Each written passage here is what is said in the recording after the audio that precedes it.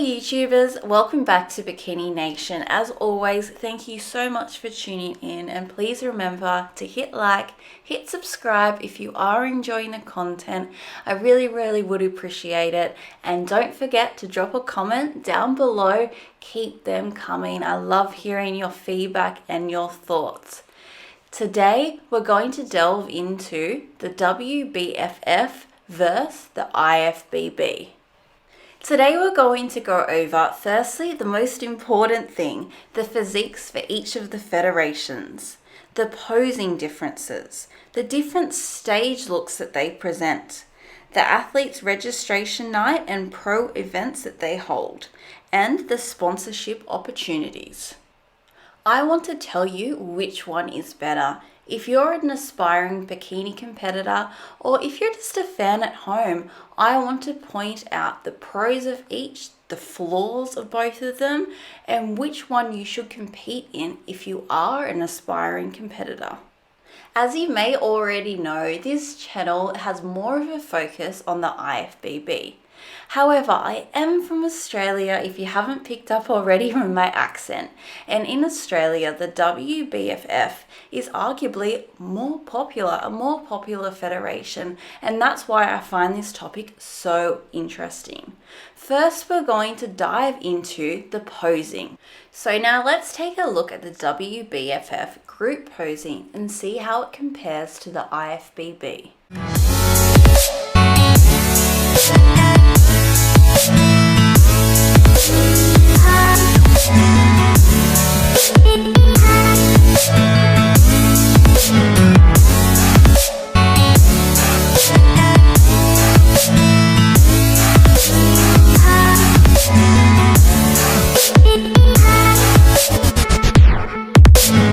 As you can see up on the screen there, the girls pretty much have free reign up on that stage, and they're fighting for that front position to stand out to the judges.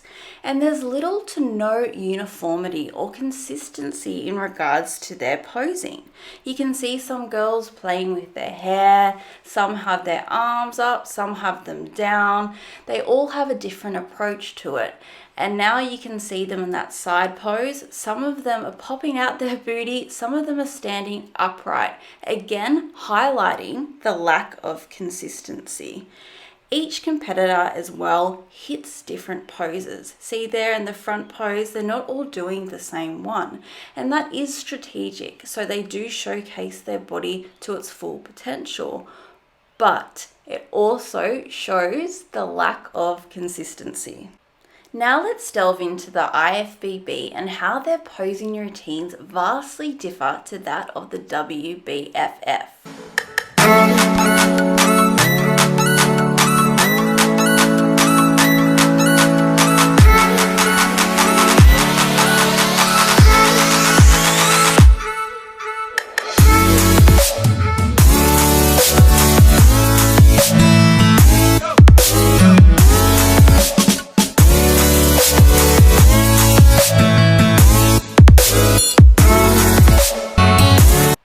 As you can see from the clips up on the screen there, the IFBB is distinctly different to the WBFF when it comes to posing.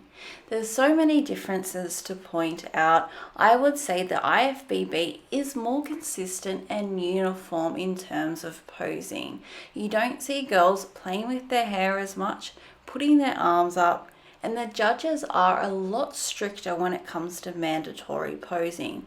Of course, the girls do put their own style and flair into the posing, the front and the back poses, but there still is a higher level of consistency across the board.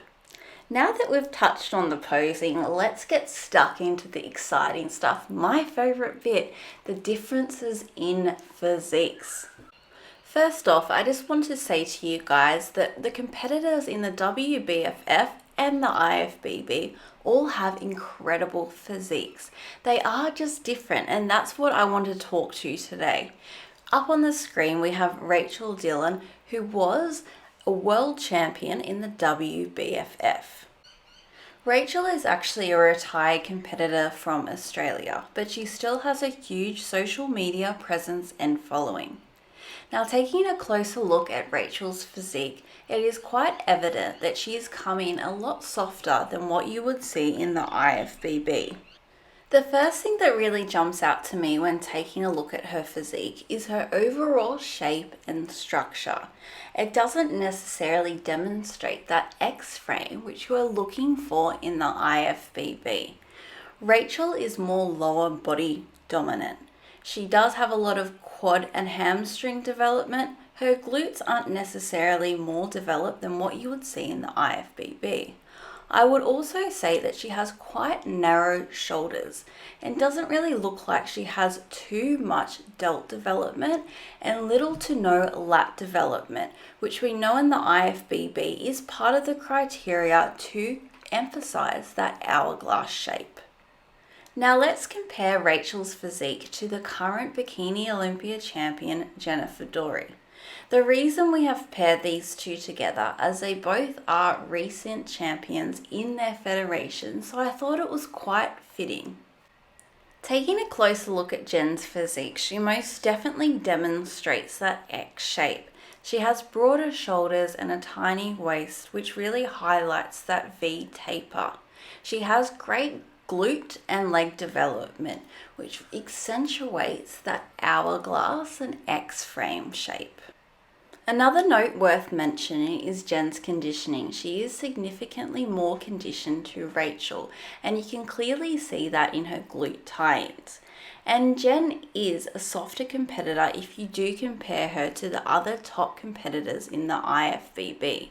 Jen also has much more delt and lat development. You can see that her delts are capped, which you don't see in the WBFF as much. Let's jump back over to the WBFF and take a look at another former world champion in Lauren Simpson.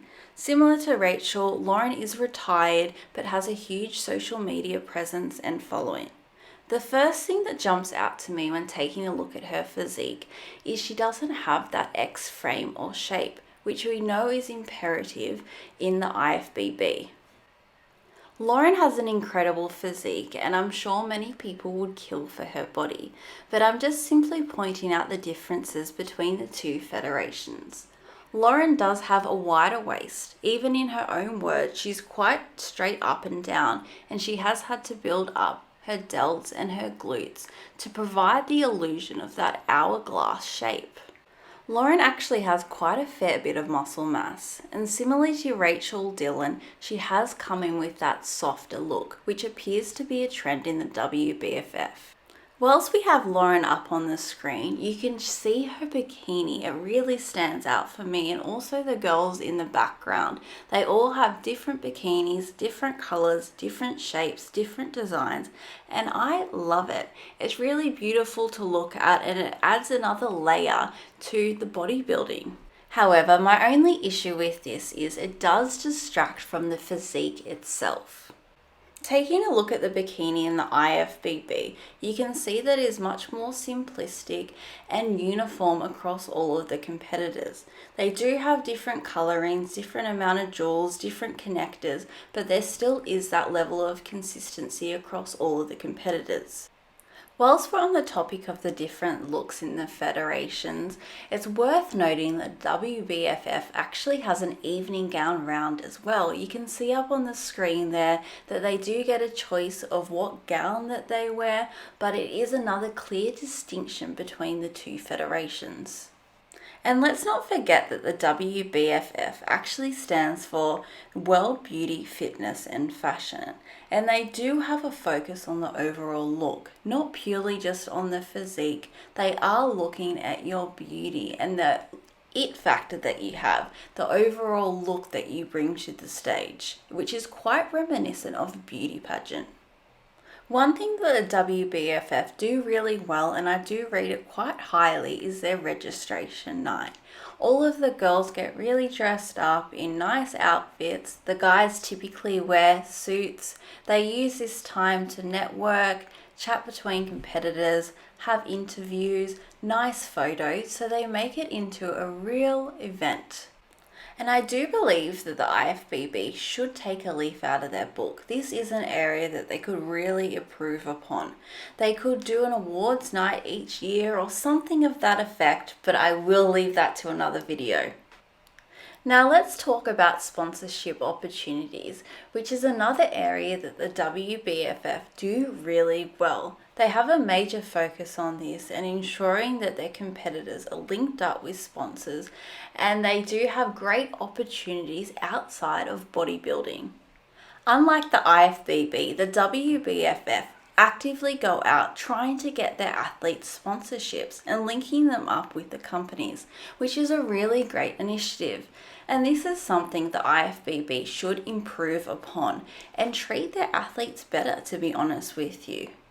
They have really helped the Lauren Simpsons, Rachel Dillons, Hattie Boydles of the world set themselves up for the life after bodybuilding, which I do admire and I think is a huge advantage of the WBFF.